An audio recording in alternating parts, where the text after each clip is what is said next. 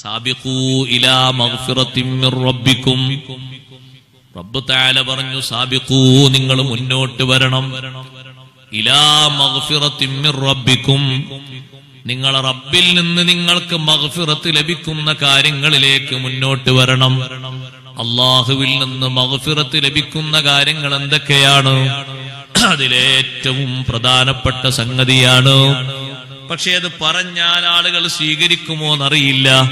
എന്നാലും ബാധ്യത എന്ന നിലക്ക് പറയട്ടെ, അല്ലാഹുവിന്റെ മഗ്ഫിറത്ത് ലഭിക്കുന്ന ഏറ്റവും പ്രധാനപ്പെട്ട ഒരു കാര്യമാണ് മറ്റുള്ള ആളുകളിൽ നിന്ന് ഉണ്ടായിത്തീർന്ന അബദ്ധങ്ങൾ, അപക്വമായ വാക്കുകളും ശൈലികളും മാപ്പ് ചെയ്തു കൊടുക്കുക.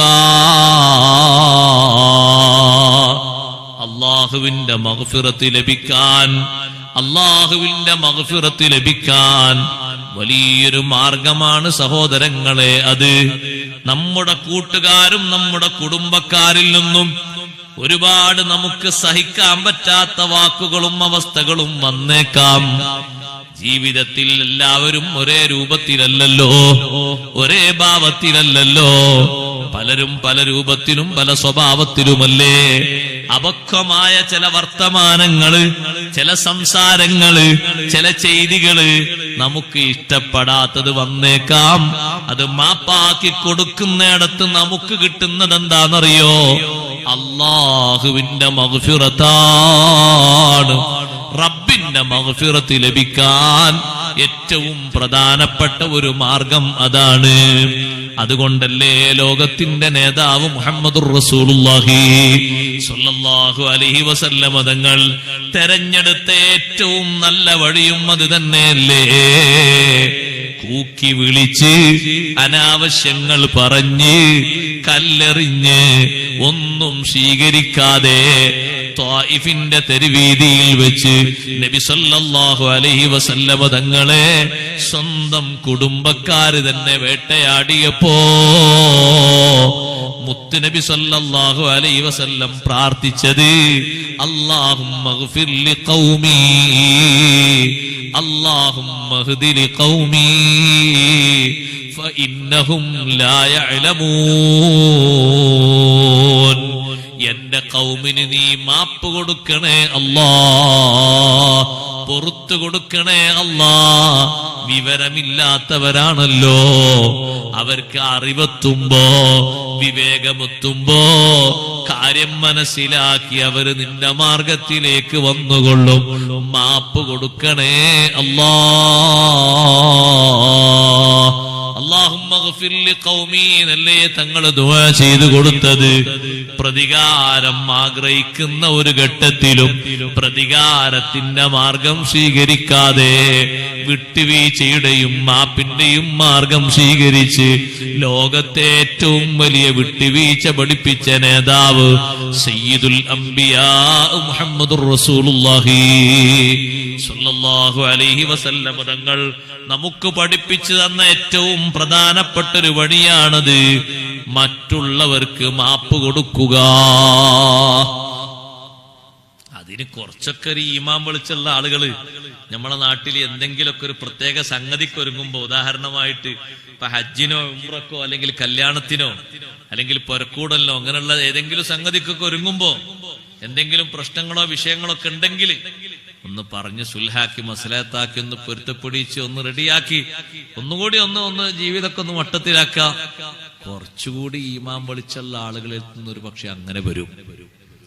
പക്ഷെ ഈമാൻ വെളിച്ചം വളരെ ദൂരത്തായ ആളുകൾ പിന്നെയും അതിൽ നിന്ന് പിറകോട്ട് നിൽക്കും. അല്ലാഹു നമ്മളെ കാത്തു രക്ഷിക്കട്ടെ.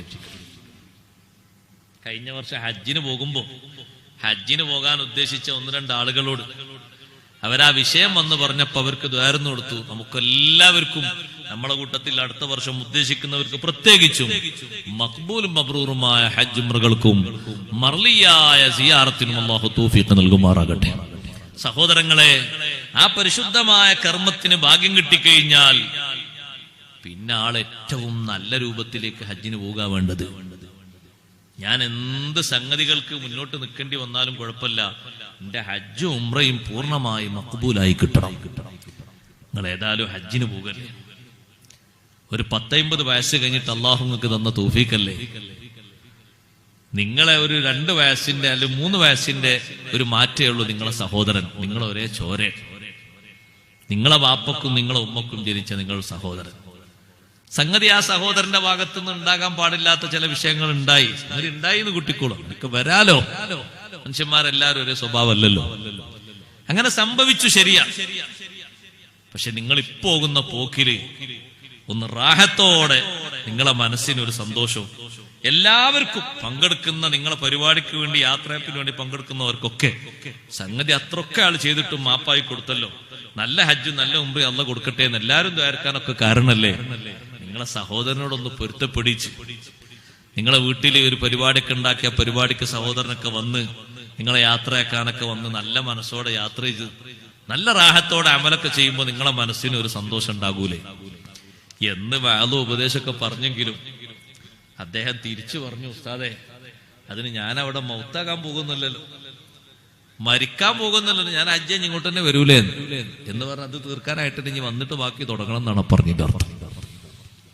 അങ്ങനെ പറഞ്ഞാ പിന്നെ എന്ത് വാള് പറയാനാ, പിന്നെ എന്ത് നസീഹത്ത് കൊടുക്കാനാ സഹോദരങ്ങളെ? നമ്മളെ മനസ്സിന്റെ കട്ടിയൊക്കെ ഒന്ന് കുറക്കണ്ടേ? നിസ്സാര പ്രശ്നമായിരിക്കും ചിലപ്പോ ഉണ്ടാകുക. അന്വേഷിച്ച് നോക്കിയാൽ കാര്യമായിട്ടൊന്നും ഉണ്ടാവൂല. ചിലപ്പോ അത് കേട്ടാൽ ചിരി വരും. ഇതിനാപ്പ ഈ ഒരു പൊരുത്തക്കേടായിട്ട് ഇങ്ങനെ നടക്കണമെന്നൊക്കെ ചോദിക്കും. നിസ്സാര വിഷയം ഉണ്ടാവുള്ളൂ. അതിന് വർഷങ്ങളെ പഴക്കുണ്ടാകും. നിസ്കാരത്തിന് കുറവുണ്ടാവൂല, ജമാഅത്തിന് കുറവുണ്ടാവൂല, ഖുർആനത്തിന് കുറവുണ്ടാവില്ല. ഒറ്റ കുറവേ ഉള്ളൂ. അത് തിരുത്താനേ ഉള്ളൂ. അള്ളാഹുവിന്റെ മഗ്ഫിറത്ത് കിട്ടാൻ ഒറ്റ വിഷയമുള്ളൂ ഞവർക്ക് വേണ്ടത്. എന്താണ്? ഈ പ്രശ്നങ്ങളൊന്ന് പരിഹരിച്ചിട്ടാൽ മതി. മനസ്സിൽ നീറുന്ന സങ്കടം ഉണ്ടായിട്ട് നമുക്കാർക്കും ദുന്യാവിൽ അങ്ങനത്തെ വന്ന് നമുക്കാർക്കും അനുഭവം പറയണ്ടാകൂല. എന്നിട്ട് നിങ്ങൾ നോക്ക്, നീറുന്ന പ്രശ്നങ്ങൾ മനസ്സിൽ വന്നിട്ട് അത് വിട്ടുവീഴ്ച ചെയ്തു കൊടുത്തില്ലേ വലിയ വലിയ മഹാന്മാര്? ആ വിട്ടുവീഴ്ച നമുക്കൊരു ഉദാഹരണമാക്കി അല്ലാഹു തആല പഠിപ്പിച്ചില്ലേ? എത്ര നീറുന്ന പ്രശ്നങ്ങൾക്കാണ് അവര് വിട്ടുവീഴ്ച കൊടുത്തത്. നിസ്കാരത്തിന് കുറവുണ്ടാവൂല, ജമാഅത്തിന് കുറവുണ്ടാവൂല, ഖുർആനത്തിന് കുറവുണ്ടാവില്ല. ഒറ്റ കുറവേ ഉള്ളൂ. അത് തിരുത്താനേ ഉള്ളൂ. അള്ളാഹുവിന്റെ മഗ്ഫിറത്ത് കിട്ടാൻ ഒറ്റ വിഷയമുള്ളൂ ഞവർക്ക് വേണ്ടത്. എന്താണ്? ഈ പ്രശ്നങ്ങളൊന്ന് പരിഹരിച്ചിട്ടാൽ മതി.